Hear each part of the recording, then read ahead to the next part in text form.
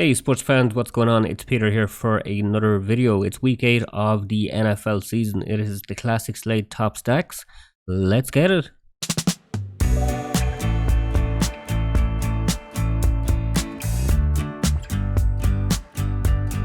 So sports fans, hope you're having a wonderful day today and you're tuned in for some information on this week's slate. So hopefully I can point you in the right direction.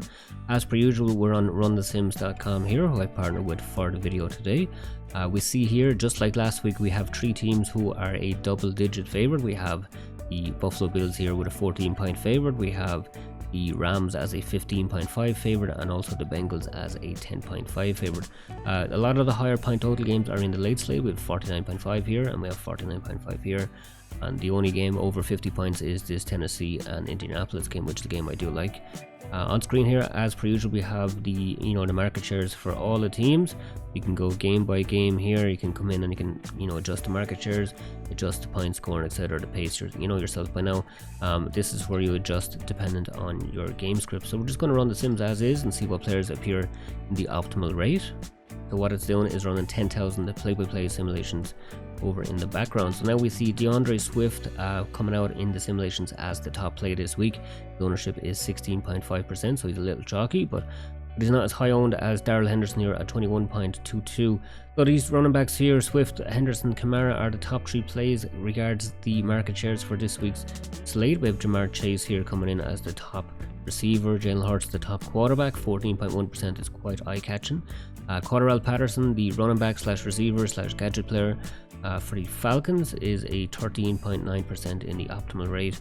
Let's have a look at some low-owned plays. We have Nick Chubb here at 4.7% ownership. We have Metcalf 5.6% ownership, Jarvis Landry 3.36%, and Crowder here at 4% ownership, coming in at 11% in the optimal rate. So DeAndre Swift here looks like he's the best play, the optimal play. So now on screen we have the lineup optimizer for Run the Sims week 8. We're going to see what players are doing well regards projections and optimal rate and boom and bust.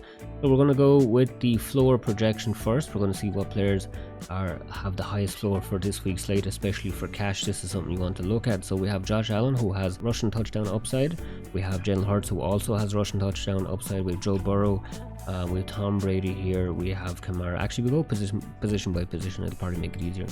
Okay, so this is quarterback floor. So these are the guys you want to be playing in cash. So you have Allen, Hurts, Burrow, Brady, Herbert, and then Teddy B.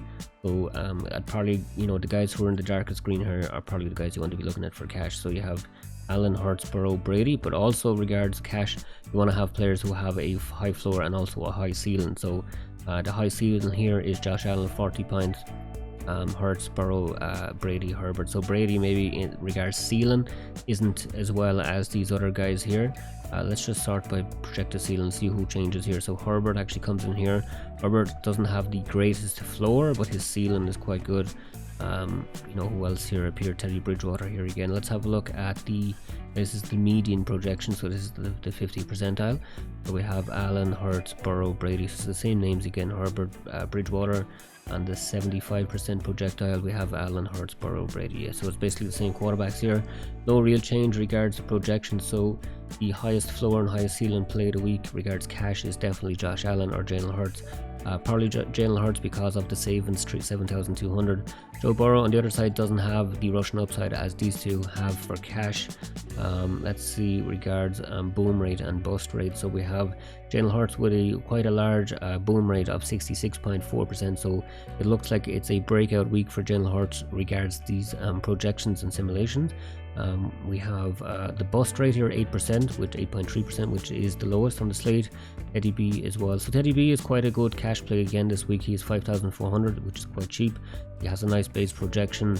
Let's have a look. His points per dollar is actually probably the best on the slate. Yeah, the best on the slate. His ownership is quite low as well, 2%.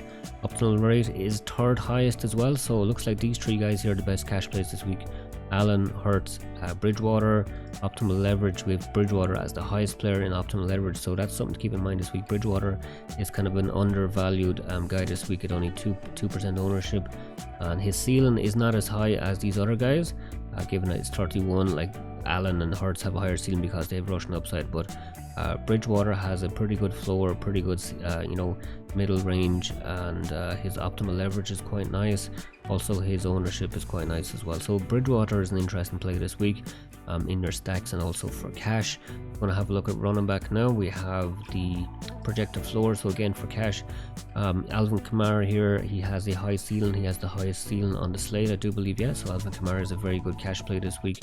Also a very good GPP play. DeAndre Swift was the player who appeared in the highest optimal rate, so he's the highest player on the whole slate regards optimal rate. Henderson, I believe, was second. I think Patterson might have been the fourth. Kamara, yeah, he was tied for Kamara for third and fourth. Having a look at the floor again, so we have Kamara, Henry, Swift, Najee Harris, James Robinson, Henderson, Eckler are the best cash plays regards floor. Regards ceiling then, so the likes of Harris, Robinson and Chuba Hubbard are down here, that they don't have the highest ceiling as these guys here in Kamara, Swift, Henry and Henderson. Having a look at the optimal leverage, which is always interesting to look at, we have Nick Chubb here, who is only projected to be 4.7% owned. Also Gaskin here at 2.4% owned is quite interesting as well. Gaskin's base projection isn't as high as Chubb's. His ceiling is also not as high as Chubb's. So Chubb looks a decent play here. He looks like good leverage here at 4.7% ownership. His boom rate is also, it's quite high. It's well up there. He's in the top 8, top 10. His bust rate is a bit high though. It's probably the highest of all these guys. So Nick Chubb is a very good, like this here, when it has a similar boom rate to a similar bust rate, it means it's a tremendous GPP play. So Nick Chubb is a tremendous GPP play this week. I probably wouldn't play him in cash whatsoever because the Steelers defense is quite good against the run as well, so that's probably why his ownership is coming in quite low. So Nick Chubb is a decent GPP play this week. Let's have a look at other players here, other running backs here that have a high boom rate. We have Henderson, Patterson as well as interesting. His floor is quite low, it's not as high as these other guys, so I probably wouldn't play him in cash, but he has a high ceiling. His optimal rate is quite nice as well. So Patterson's another decent play. He does have he probably has a highish bust rate of these top guys here though. Alvin Kamara also interestingly has a high bust rate. Who has the lowest bust rate on the slate? We have DeAndre Swift. So DeAndre Swift, decent floor, high floor, a high ceiling, decent optimal rate here on the simulations. His ownership is a little high, but for cash it doesn't really matter. So DeAndre Swift looks a very good play this week with the lowest bust rate for all running backs on the slate. Let's have a look at the highest bust rate, so players who are most likely not going to do anything in the slate. We have Dearness Johnson, who will now be the backup on the slate to Nick Chubb. Hasty again, another backup. So this is mainly all backups here who are the highest bust rate. Let's see what starter has the highest bust rate, which would be interesting to see. Boston Scott may be starting with Gainwell, but I'd say Gainwell gets the nod there. Let's see, Lindsay could be starting again this week, but David Johnson again could be splitting carries because they traded Mark Ingram away to the Saints, his old team. Hines, another backup. Penny, interesting to note, he might play a bit more this week. He might get the start because Collins is kind of banged up. Mike Davis, again, he has a split share with Cordarrelle Patterson. Singletary again a split share with Moss. Williams has a split share with Swift. So we're looking for a starter here. Gibson, I guess, is the starter here with the highest bust rate. Again, he kind of splits with McKissick. He's not like a 4-down back or a 3-down back, but he's probably the most, the guy who has the highest ceiling of these bust rate players. Mitchell as well as another starter. So Eckler here is interesting actually. So Eckler, Mitchell and Gibson have the highest bust rate. So it looks like, based upon previous history and simulations here, it looks like these players could be guys to maybe lay off on this week, because Mitchell especially is 11% owned, is quite high. His salary is nice, but I'd rather have Gibson at 2% than Mitchell at 11%. Eckler is a little banged up this week. Let's see, did not practice Friday, so that's not ideal. Have a look there in case that the Chargers have to start someone else at the running back position. So for cash then, like I said, it looks like it's Kamara, Henry, Swift are the best plays. Let's just have a look at optimal leverage here again. So Nick Chubb was the GPP play. Gaskin, Kamara is a very good cash and GPP play. So when the optimal leverage is definitely the best thing to look at regards GPP. So we have Chubb, Gaskin, Kamara. Gordon, Swift and Harris as the best GPP plays. Swift is an incredible play this week if he starts.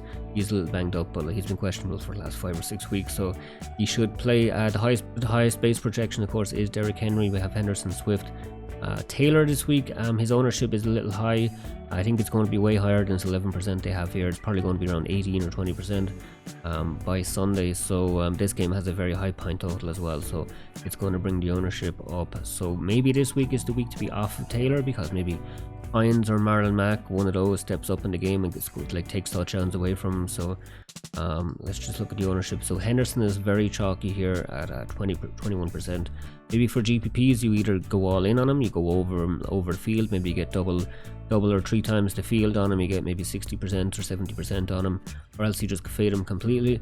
Gainwell here, interesting to note that he's getting, he's either him or Boston Scott will be getting the start this week, or they'll both be splitting reps. So Gainwell maybe at 20% isn't the best play this week at $5,000. It is value for cash. You could play him, but his floor is so bad. We really don't know whether he or Jordan Howard has been activated as well from practice squad, so we really don't know who's going to get the start here. So I'd probably be against Gainwell this week at 20% for sure. I think he's a must fade this week at a very low floor, and his ceiling isn't even as high as most of these guys here. So Gainwell is a definite fade for me this week. I don't like Gainwell whatsoever. Let's have a look at wide receiver. So we're going to go here with the ownership again. We have Godwin, the highest owned player this week. Optimal leverage is minus 13%, which is not ideal. Again, for cash, his floor isn't the highest, Godwin, so maybe he's not the greatest cash play ever this week. Ridley here, owned quite high. You look here at the high owned guys, and then you go here to the optimal rate and the optimal leverage. So these are the main things here to note. So Cooper Kupp looks the best out of these guys with a 12%. 12.9% optimal rate. His optimal leverage isn't as bad as the top 2 guys either. Let's see, have we any guys with 2 greens here? The first guy we see is Deebo Samuel, coming in this week at 11% ownership. He has a decent optimal rate and not the worst optimal leverage. Anyone with really good optimal leverage? DJ Moore here, 7% ownership is quite nice this week. He has a nice base projection, he has a decent floor, he has a good ceiling. His boom rate and bust rate is, it's very similar, so he's a very good GPP play this week for sure. Let's have a look at points per dollar. We have Tyler Johnson, who's going to play some receiver this week for the Tampa Bay Buccaneers because Antonio Brown is out again. So his floor is quite low, his ceiling is quite low. He's definitely a GPP play. So his base projection is quite low, his floor is quite low, his ceiling is quite low. So he's definitely only a GPP play for sure this week. Let's have a look. DJ Moore yet again here, showing up here in the points per dollar. DJ Moore looks like a very good play this week at only 7% ownership. Let's go by optimal leverage here. We have Jarvis Landry at 7.6%. His bust and boom rate is very similar again, so he's definitely a GPP play. Very low floor and a very decent ceiling, maybe a middle range ceiling. He's definitely a good GPP play this week at only 3.4% ownership. The Browns are quite banged up at the wide receiver position, so he may be getting a lot more targets than per usual. So keep Landry in mind regards GPP lineups.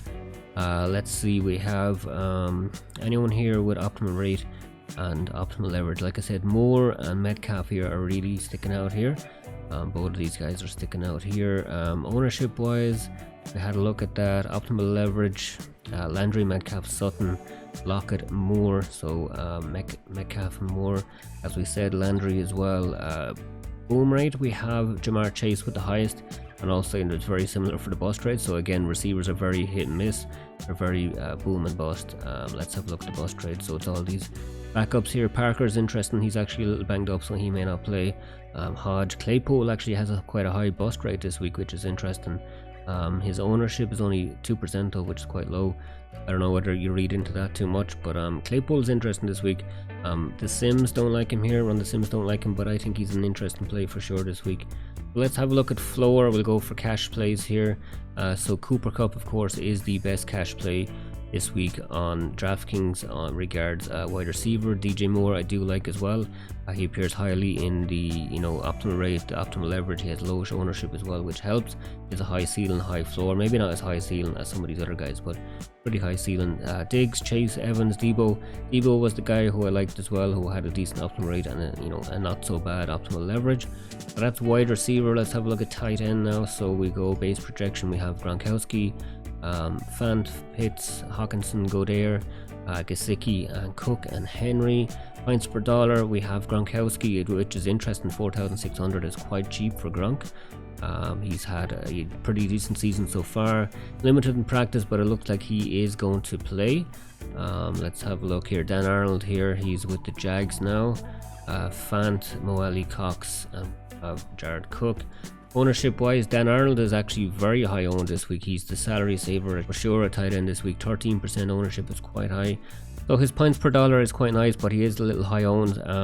He doesn't have the highest floor and he doesn't have the high ceiling. So if you're stuck for salary, Dan Arnold is a play this week, but I probably wouldn't include him too much in your lineups. Goddard is quite chalky as well this week, but he is way better played than Dan Arnold.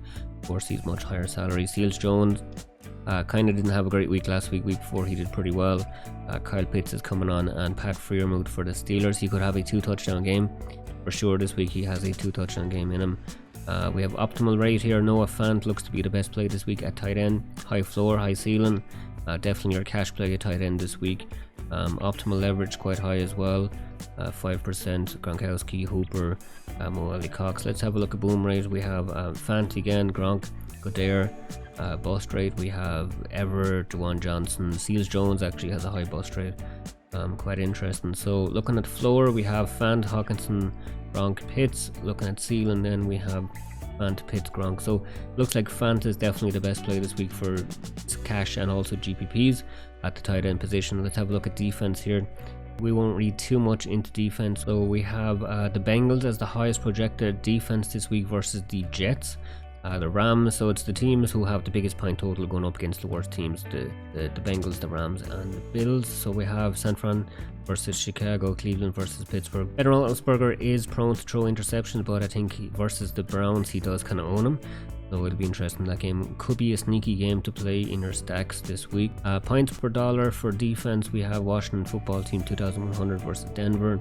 Jacksonville, Cincinnati. Projected ownership, Seattle defense this week is the chalky defense. I probably wouldn't play over the field on the defense this week. Regards the Seahawks, I'd definitely go under the field. Washington is the defense I do like this week. Buffalo against the Dolphins as well. Optimal rate, we have the Bengals. So the Bengals are showing up to be a very good play this week regards defense. The lowest optimal rate is the Dolphins and the Texans. The optimal leverage, then we have the Jags at only 2,400 and only 1% ownership. So the Jags looks to be a decent defense this week. Floor wise, Bengals, Rams, Falcons, Jags.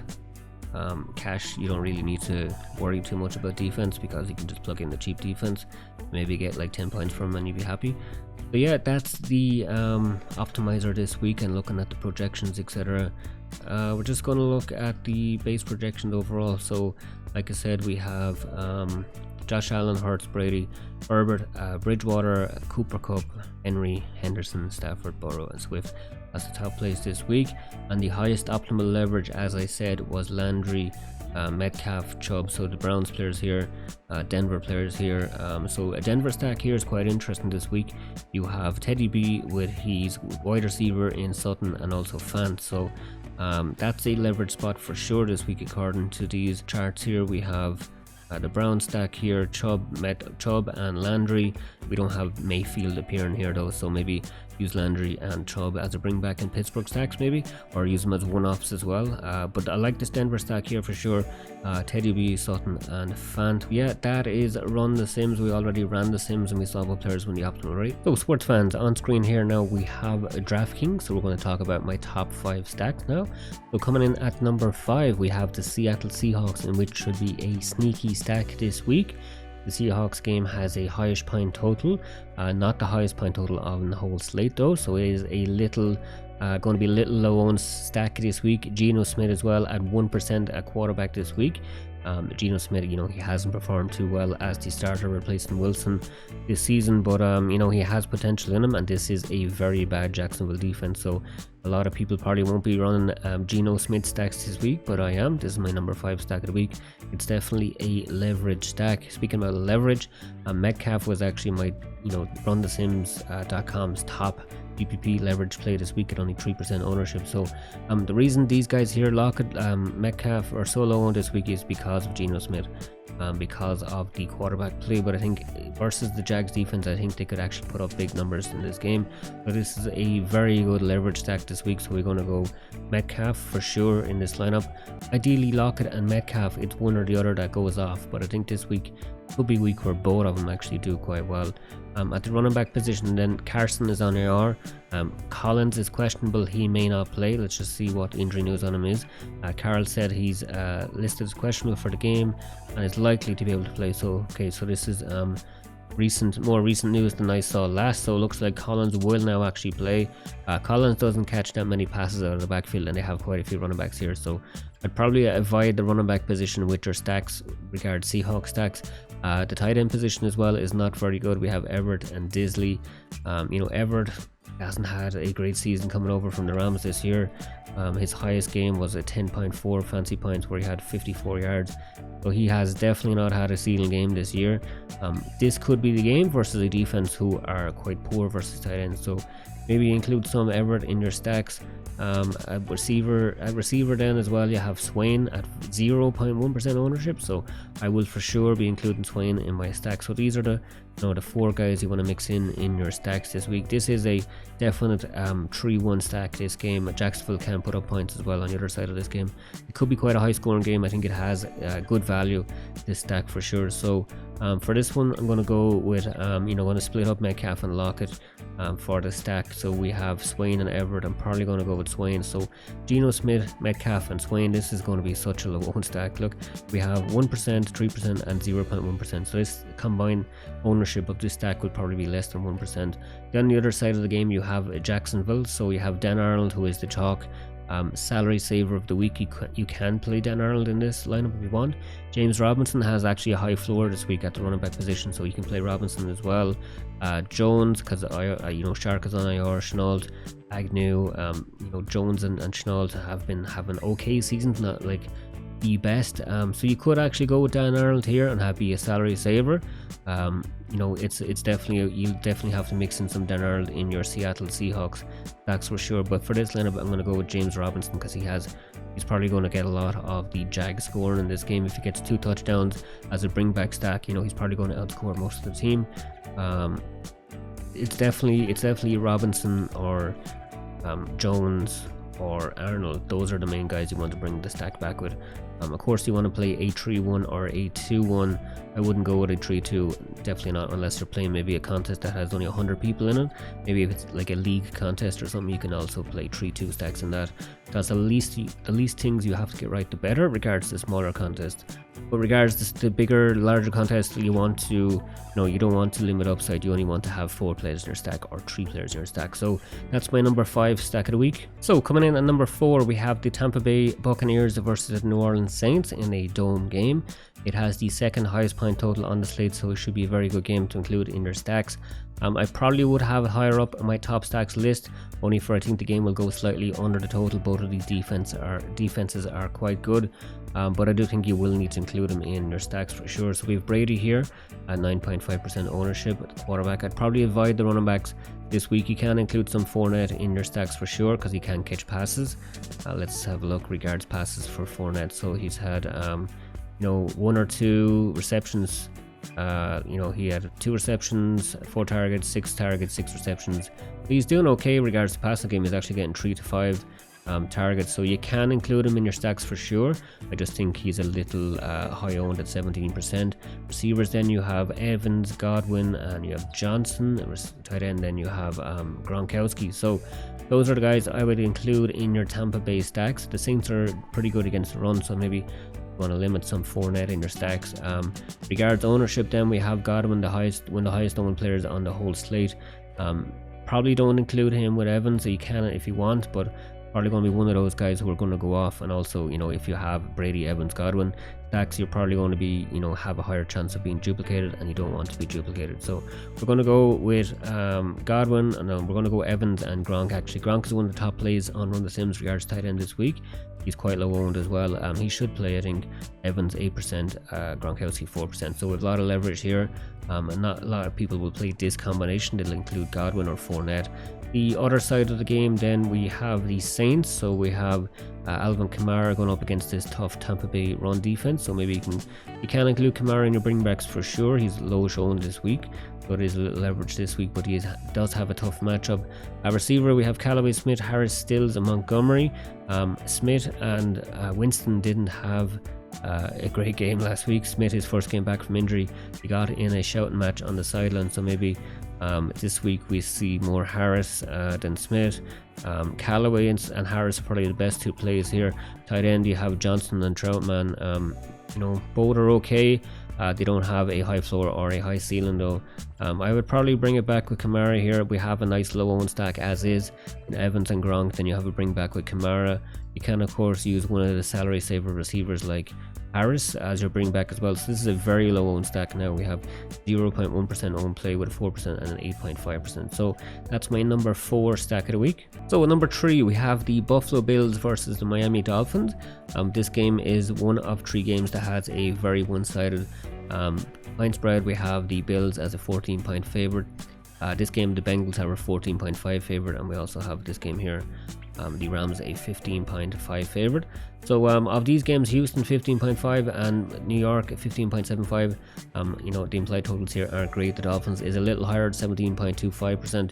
So of these 3 games, it looks like this game is the better one to have a bring back stack. Of course, you can trio these games as well. You can have trio stacks of the Bengals, trio stacks of the Rams, and trio stacks of the Bills, but I don't think this stack regards 3-1 stacks is probably one of the better ones this week. So we have Josh Allen, who Run the Sims really like in their model this week. He is a little high owned though, so keep that in mind. Too much of a split share with the running backs here. I probably wouldn't include him in your stacks. Diggs this week has nice ownership. Sanders has decent ownership. Beasley as well. Probably wouldn't include any of these guys, McKenzie or Davis, in your stacks. Dawson Knox is out this week with an injury. He's been having a breakout season. So Tommy Sweeney, who I believe had a touchdown last week, he did 1 catch, 1 yard, 1 touchdown, and that's pretty much all he's done this year, bar a 2 targets, 2 catches here for 1 yard again. So he is just a red zone threat. He isn't a very mobile sort of pass catching tight end, receiving tight end. He's just a goal line sort of receiver, sort of a red zone threat, something like that, but like he isn't going to get you many yards. I mean, maybe you don't want to include too many of them in your stack, so you want to go with the receivers here for sure. But Josh Allen can also take running backs, or Josh Allen can also take touchdowns away from the running back, so that's another reason not to use the running back. So you probably want to go a mix and match of all these guys. If you want to get really different, include Sweeney in your stacks. I probably won't go with too many Beasley plays in my stacks because he's quite high owned. He's double the ownership of these guys, so I'm going to go with Diggs and Sanders with Allen. Then the bring back on the other side is very key in this game. You want to find a player who has the potential to score the most points in this one-sided game. So maybe the Bills are way out in the lead in this game, and the Dolphins are chasing. So maybe you want to avoid the running backs if they're chasing the game, if they keep it close. Maybe you want to include the running backs, but I think for this game scenario, we're going to have the Dolphins chasing. So we have Waddle here, 2.8%. He actually has quite a tough matchup this week versus the Buffalo Bills cornerback White. So maybe you avoid some Waddle this week, but he is quite low owned, so he is good leverage. Parker may not play this week. Williams is out, Fuller is out, so they're really banged up here. Mac Hollins had a touchdown last week in, I believe, in the London game. Yeah, he had a touchdown. He had a decent few weeks here in a row against the Jags as well. He had 61 yards. So Hollins is definitely a guy I will include in my bringbacks. I do like Hollins. Gesicki though, he is the main play I think this week regards bringbacks. So I'm going to use this lineup: Diggs, Sanders, Gesicki as my bring back in my number 3 stack of the week. So at number 2 we have the Colts versus the Titans in the game with the highest point total of the week. Carson Wentz, the quarterback for the Colts, has had the most downfield passes of all the quarterbacks on the slate this season. They have a lot of air yards as well regards receivers, so maybe this is the week it all clicks for the Colts downfield and maybe they get a big gain or two. So we have Carson Wentz, the quarterback. He is a little banged up. but he's probably the best he's been all season this week regards injury wise. Fitness wise, we have Taylor here, who's quite chalky, 20% owned. Probably wouldn't include him in your stacks. It's up to you. You can, of course, but I probably won't. Like, this is what a lot of people are going to use. They're going to run Taylor, they're going to run Pittman, so that's 20% and 20%. On the other side of the game, then they're going to run back with either AJ Brown or Derrick Henry. So if you run this stack or this stack, you're going to have a higher chance of being duplicated because it's way too chalky. You need to get at least one low owned player in your stacks. So we're going to go with the pass catchers for the Colts. So we have Hilton, Pascal, and also Mo Ali Cox. Mo Ali Cox is quite a good red zone threat. He has had 4 touchdowns the last 4 weeks.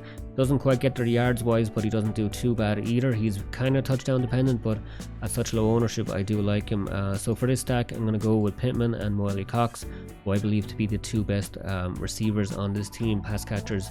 And then the other side, then you can run it back with either Henry, you can run it back with Brown.